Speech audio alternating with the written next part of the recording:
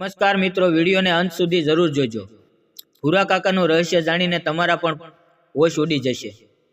ઘણી બધી વાંઝણી સ્ત્રીઓને બાળકોની ખુશી દેવાવાળો 60 વર્ષનો ભૂરો જે કોઈ પણ વાંઝણી સ્ત્રી સાથે લગ્ન કરતો તો એને બાળક થઈ જતું હતું. પણ આ ભૂરો એવું તે શું ખાતો હતો કે બાળકનો જન્મ થઈ જતો હતો?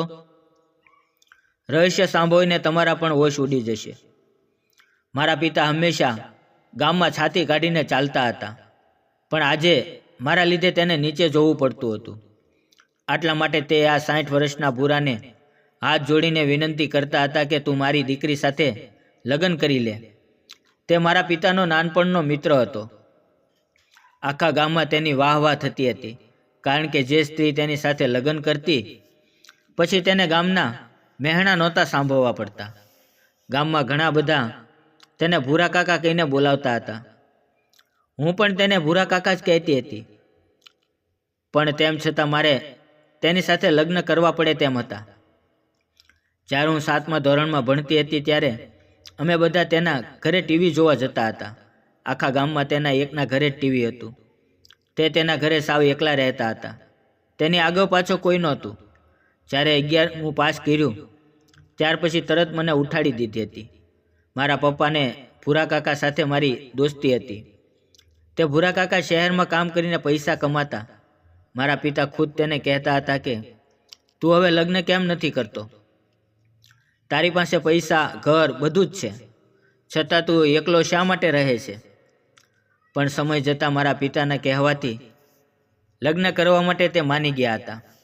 તેણે કીધું કે હું આપણા ગામની બબીતા સાથે જ લગ્ન કરીશ. આ સાંભળીને અમે બધા વિચારમાં પડી ગયા, કારણ કે બબીતા એવી છોકરી હતી જેને ઘરેથી કાઢી નાખી હતી, કારણ કે તે વાંઝણી હતી.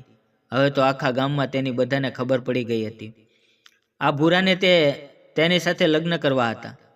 મારી માને તો એમ થતું હતું કે તે પોતાનો વારિસ લાવવા માટે તેની સાથે લગ્ન કરે છે, પણ બબીતા તો એક વાંઝણી સ્ત્રી હતી.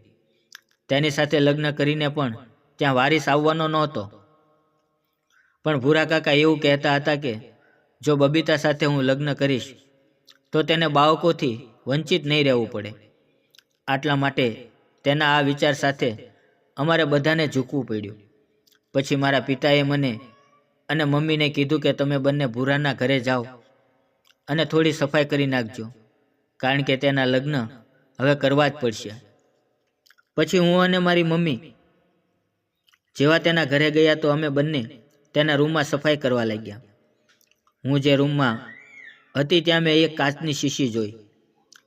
તેમાં પણ નામ પણ લખેલું હતું, પણ નામ મને સરખું વંચાયું નહોતું. ત્યાં અચાનક ભૂરા કાકા રૂમમાં આવી ગયા. તે મને કહેવા લાગ્યા કે બેટા, આ તું શું કરે છે? મેં કીધું કે આ બાટલી શેની છે? તો તે મને કહેવા લાગ્યા કે આ શક્તિની દવા છે. હું બબીતાને આ જ દવા આપવાનો છું, પણ આજ પછી તું આને હાથ ન લગાવતી.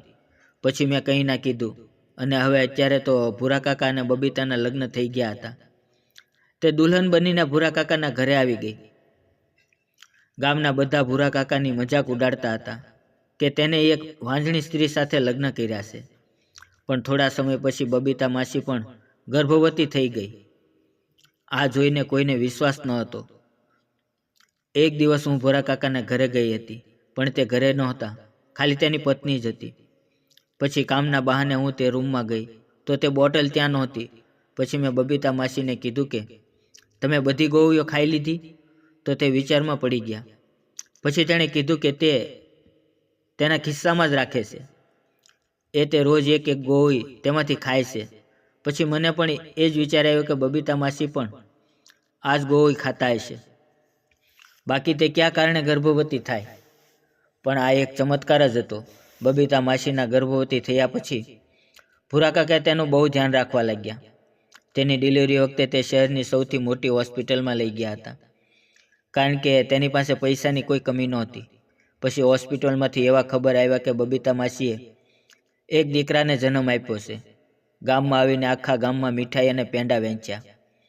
પણ 2 મહિના પછી બબીતા માસીની તબિયત બહુ ખરાબ થઈ ગઈ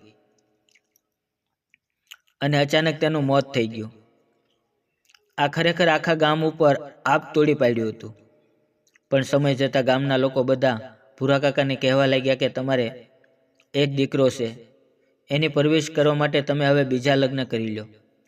પણ ભૂરા કાકા કહેવા લાગ્યા કે હું હવે લગ્ન કરીશ તો એક વાંજણી સ્ત્રી સાથે જ કરીશ, કારણ કે તેની સાથે હું લગ્ન કરીશ તો તે એક બાળક મળશે.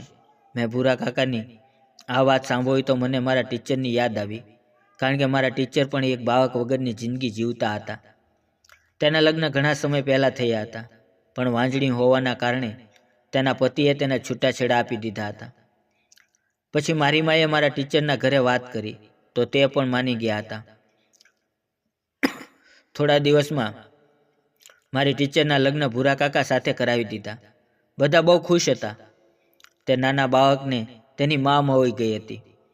પણ સમય જતાં ટીચરે પણ એક સુંદર બાળકને જન્મ આપ્યો હતો, અને તે બાળકનું રૂપ ભૂરા કાકાને ટીચર કરતાં કંઈક અલગ જ હતું. આખા ગામમાં તે બંનેની વાતો થવા લાગી. બધાને થયું કે જરૂર આ ભૂરા પાસે કંઈક તો રહસ્ય છે, બાકી વાંજણી સ્ત્રીઓ કેવી રીતે ગર્ભવતી બની શકે. મારા પિતા તો ભૂરા કાકાના બહુ સારા મિત્ર હતા, પણ તેણે મારા પિતાને પણ કાંઈ નહોતું કીધું.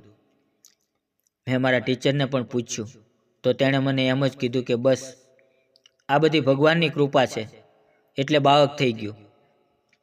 પણ થોડા દિવસો પછી મારા ટીચરને ભૂરા કાકાએ છૂટાછેડા આપી દીધા અને બીજી એક વાંજણી સ્ત્રીના લગ્ન કરાવી દીધા. ટીચર તેના દીકરાને લઈને ગામથી દૂર જતી રહી.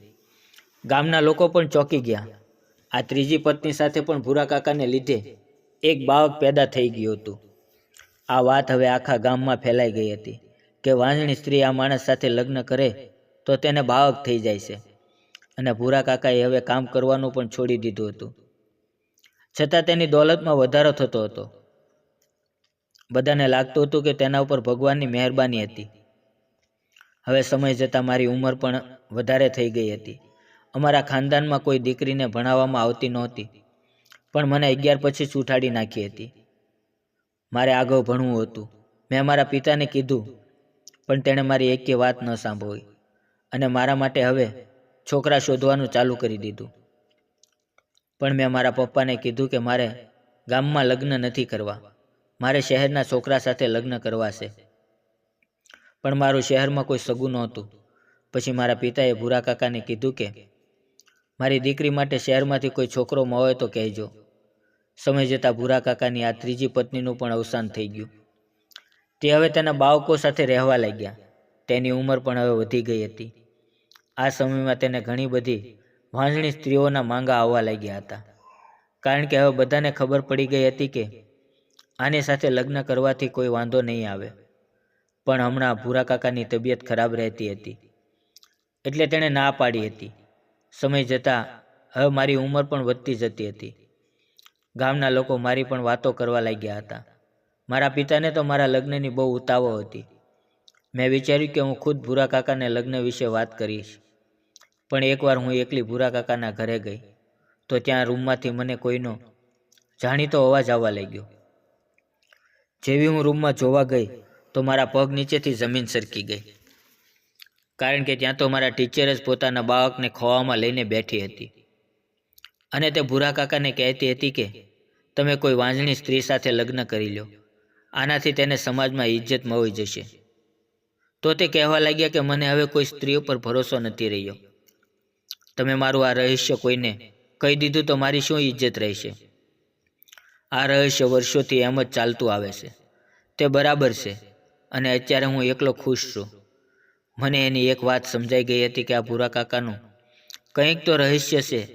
મને સરખું નહોતું સમજાયું, પણ તે કંઈક અલગ જ રમત રમી રહ્યા હતા. ત્યાં અચાનક ટીચર બહાર આવ્યા. મને ત્યાં જોઈને તેના ચહેરાનો રંગ ઉડી ગયો. મેં તેને કીધું કે તમે કેમ કાકાને છુપી રીતે મળવા આવ્યા છો? પણ તે મને કહેવા લાગ્યા કે ના, છુપી રીતે કાંઈ નહીં, તેની પત્નીનું અવસાન થયું હતું એટલે તેને આશ્વાસન આપવા આવી છું. ત્યાં અમારો અવાજ સાંભળીને કાકા બહાર આવ્યા. તે મને કહેવા લાગ્યા કે તમે બંને વગર કારણના ઝઘડા કરો છો. કાકાએ મને ઈશારામાં ચૂપ રહેવાનું કીધું, પણ મને હવે આ બંનેના નાટક કંઈ સમજાતા નહોતા, કારણ કે છૂટાછેડા થયા પછી પણ મારા ટીચર ભૂરા કાકાને મળવા આવતા હતા. બાકી છૂટાછેડા થયા પછી કોઈ એકબીજાનું મોઢું પણ ના જોવે, તો શા માટે તે હજી મળવા આવતી હતી? હું વધારે વિચાર્યા વગર પાછી મારા ઘરે આવતી રહી. ત્યાં ઘરે આવીને મારા પિતા તેના મિત્રને લઈને મારા ઘરે બેઠા હતા. હવે મને જે વાતનો ડર હતો એવું જ થયું. તેણે મારો સંબંધ તેના મિત્રના છોકરા જોડે નક્કી કરી નાખ્યો. પણ ત્યાં મારે લગ્ન કરવા નહોતા, કારણ કે તે લોકો સાવ અભણ હતા. પણ મારા પિતાએ મારી એક વાત ન સાંભળી અને મારા લગ્ન કરી નાખ્યા. શરૂઆતમાં મને તેના ઘરે ન ગમ્યું, પણ તે લોકો બહુ અમીર હતા. તે કોઈની ઇજ્જત નહોતા કરતા. ગમે તેમ મારા લગ્નને 3 વર્ષ આજે થઈ ગયા હતા. અને જ્યારે હું ગર્ભવતી થઈ ત્યારે મેં વિચાર્યું નહોતું કે મારી સાથે આવું થશે. જ્યારે હું અગાશી પરથી નીચે આવતી હતી ત્યારે મારી નણંદે મને પાછળથી ધક્કો મારી દીધો. આથી મેં મારા બાળકને ખોઈ નાખ્યું. જ્યારે ડૉક્ટરને બતાવ્યું તો તેણે કીધું કે હું હવે માં નહીં બની શકું. પછી તે લોકોએ મને ઘરમાંથી કાઢી મૂકી અને મને છૂટાછેડા આપી દીધા. ગામના બધાને એમ થયું કે હું વાંજણી છું. આથી બધા મને એવું કહેતા કે હું ભૂરા કાકા સાથે લગ્ન કરી લઉં એટલે બાળક થઈ જાય. પછી એકવાર મારા પિતાજી મને ભૂરા કાકાના ઘરે લઈ ગયા. કાકાએ અમને બંનેને એકલા વાત કરવા માટે બેસાડ્યા. કાકા મને કહેવા લાગ્યા કે તારે પણ આ રહસ્ય જાણવું છે. તું નહીં પણ આખું ગામ મારું આ રહસ્ય જાણવા માંગે માટે તૈયાર છે કે કઈ રીતે એક વાંજણી સ્ત્રી મારી સાથે લગ્ન કરીને બાળકને જન્મ આપતી હતી. પણ આજે હું તને મારું રહસ્ય કહી દઉં છું. જ્યારે હું 25 વર્ષનો હતો ત્યારે હું બહુ બીમાર હતો. ત્યારે ડૉક્ટર પાસે ગયો તો તેણે મને કીધું કે મારે બાળપણથી જ બીમારી હતી. તેણે કીધું કે હું ક્યારેય બાપ નહીં બની શકું. પછી મારા આખા ખાનદાનમાં આ વેત ફેલાઈ ગઈ. આથી મારી સગાઈ પણ તૂટી ગઈ. સમય જતાં મારી ઉંમર એમ જ વધવા લાગી. મારા મા બાપ પણ પછી આ દુનિયામાં ન રહ્યા. પછી હું ઘર છોડીને ગામમાં આવી ગયો. મેં દિવસ રાત મહેનત કરીને આ બધા પૈસા કમાયો. પછી મારા સારા મિત્રો પણ બની ગયા હતા. બધા મારી ઇજ્જત કરવા લાગ્યા. તે બધા મને કહેતા હતા કે હું લગ્ન કરી લઉં. મને ખબર હતી કે કોઈ સ્ત્રીને મારી હકીકત ખબર પડશે તો તે મારી સાથે લગ્ન નહીં કરે. પણ મને બબીતાને જોઈને ખૂબ જ દુઃખ થતું હતું, કારણ કે તે મારી જેમ જ હતી. એટલા માટે મેં તેની સાથે લગ્ન કર્યા હતા. મેં પહેલેથી જ તેને બધી મારી હકીકત જણાવી હતી કે આપણે ક્યારેય બાળક પેદા નહીં કરી શકીએ. પણ ગામમાં અમારી ઇજ્જત બચાવવા માટે મેં ગામની દાઈને લાડ બધા પૈસા આપ્યા. તેને આખા ગામમાં વાત ફેલાવી હતી કે મારી પત્ની બબીતા ગર્ભવતી છે. તેની ડિલિવરી માટે તે લોકો શહેરની હોસ્પિટલમાં ગયા છે. પછી અમે શહેરમાંથી એક અનાથ આશ્રમમાંથી એક બાળકને લઈને ગામમાં પાછા આવતા રહ્યા. બબીતા ગામના લોકોના મહેણા સાંભળવાથી છુટકારો મળી ગયો હતો. પણ તેને કેન્સર હતું, તો અચાનક તેનું મૃત્યુ થઈ ગયું.